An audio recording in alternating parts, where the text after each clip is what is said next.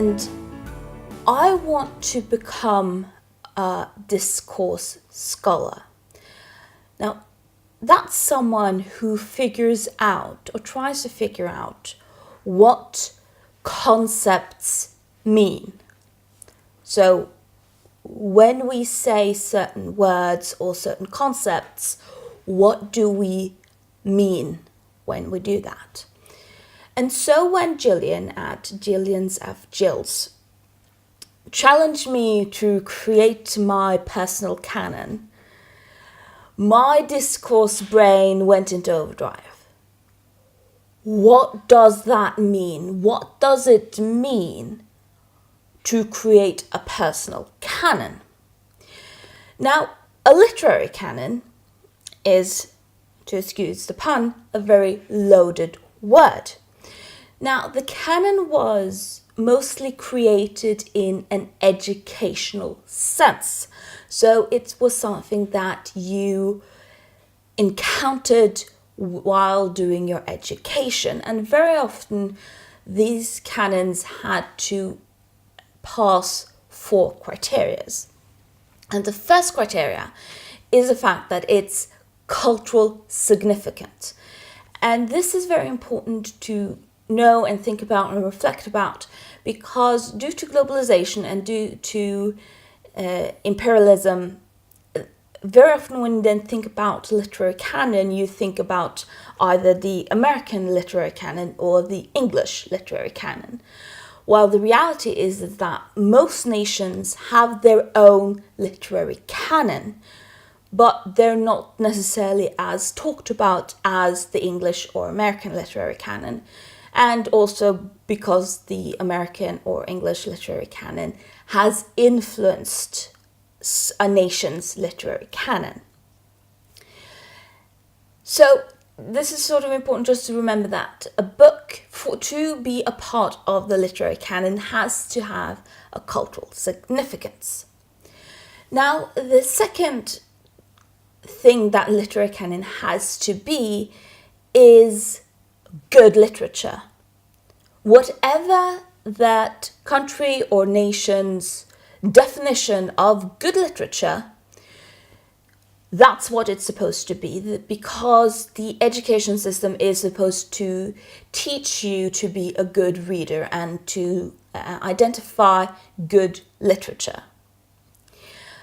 The third aspect that the literary canon has to do is to help you as a student prepare to enter into a certain society. Now, this is connected with the books being culturally significant. So, for example, in Norway and the Norwegian literary canon, very often is Henrik Ibsen at some point.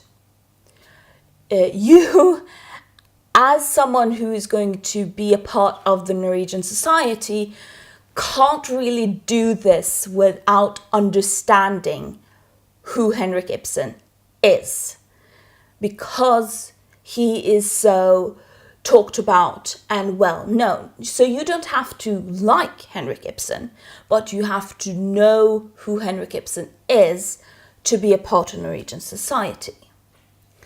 And the job of the literary canon and the job of the education system is to help you prepare to be a part of the society you are going to be a part of as a grown-up.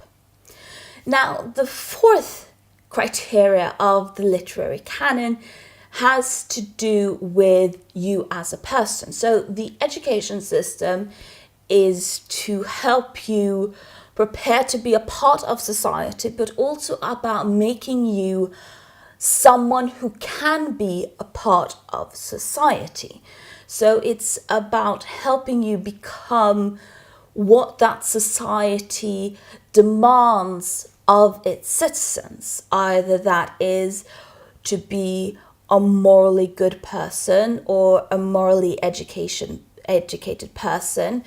Certain values needs to be presented. For example, in Norway, democracy and equality between the genders are two values that needs to be present in the literary canon, because you aren't a good person if you don't have these set values.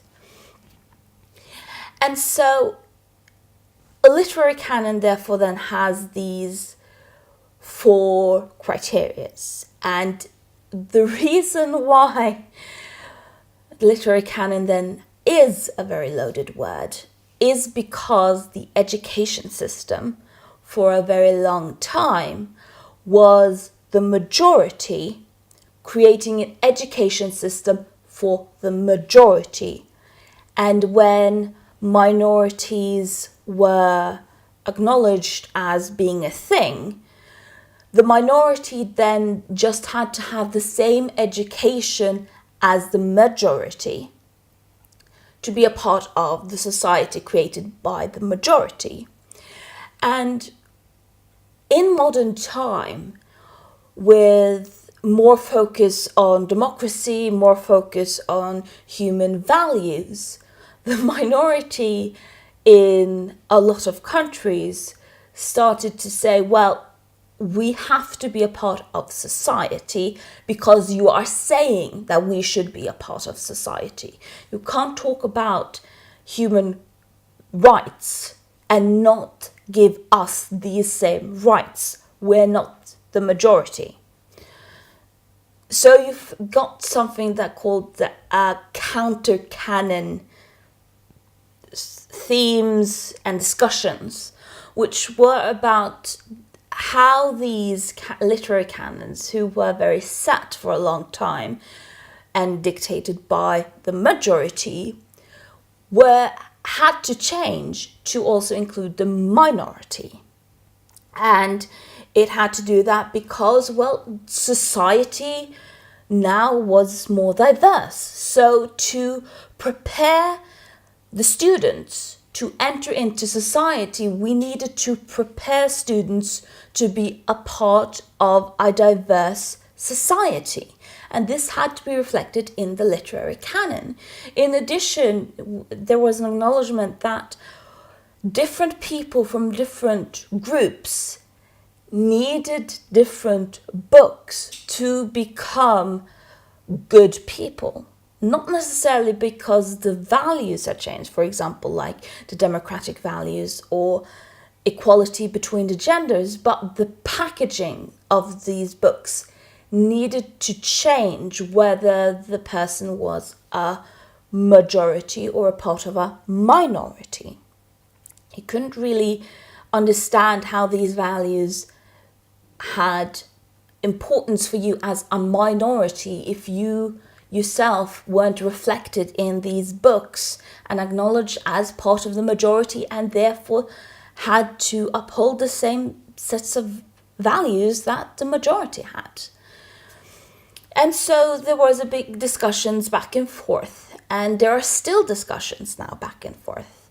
And while you can still talk about a literary canon as a concept, it's become much more difficult to give a list the same way that there were very concrete lists before, because the criterias are the same, but the settings around the criterias have changed.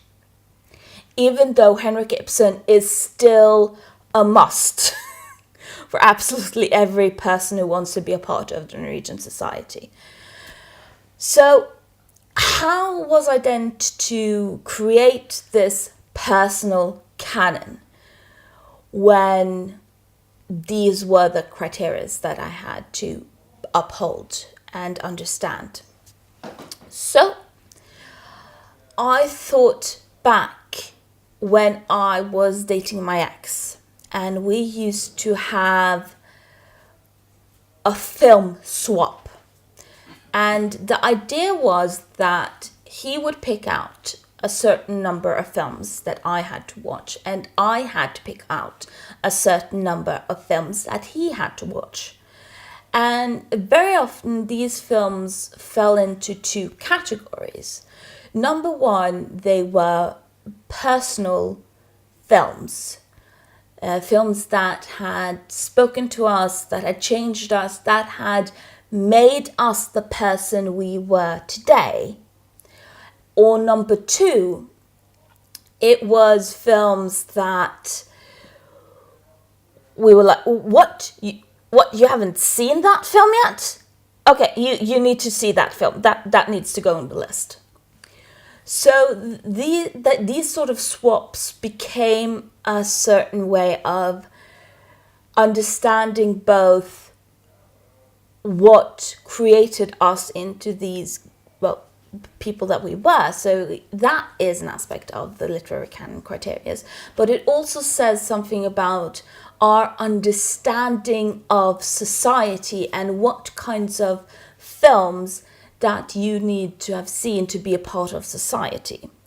And therefore, when I was going to create my personal canon, I wanted to do a similar aspect. I imagined myself, okay, if I were going to do a literary swap with a partner or a friend, what type of books would I then put on this list?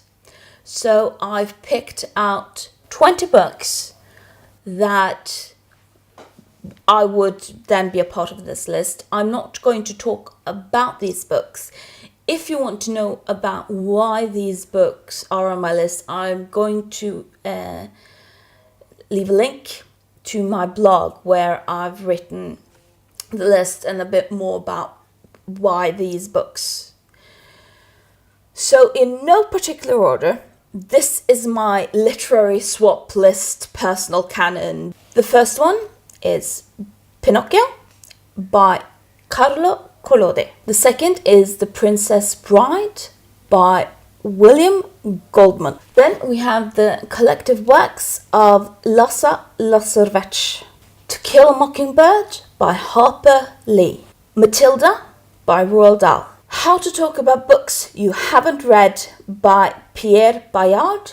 Catch 22 by Joseph Heller. Moby Dick by Herman Melville. To Be or Not to Be by H.C. Andersen. Love's Labour's Lost by William Shakespeare. A Doll's House by Henrik Ibsen. The Bridge Over the Drina by Ivo Andrich. Flatland by Edwin A. Abbott. Alice's Adventure in Wonderland and Alice's Adventure Through the Looking Glass by Lewis Carroll. The Woman in White by William Collins. North and South by Elizabeth Gaskell. Wives and Daughters by Elizabeth Gaskell. Lysistrata by Aristophanes. Sophie's World by Jostein Gaarder. The Caucasian Chalk Circle by Brecht. So, have you created your own personal canon? Or what do you think about how I've handled the topic of a personal canon? Leave your comments down below. If you've made a video or a blog about this, leave it down below. I'd love to see what your personal canon is. And remember, it's better to be a witty fool than a foolish wit.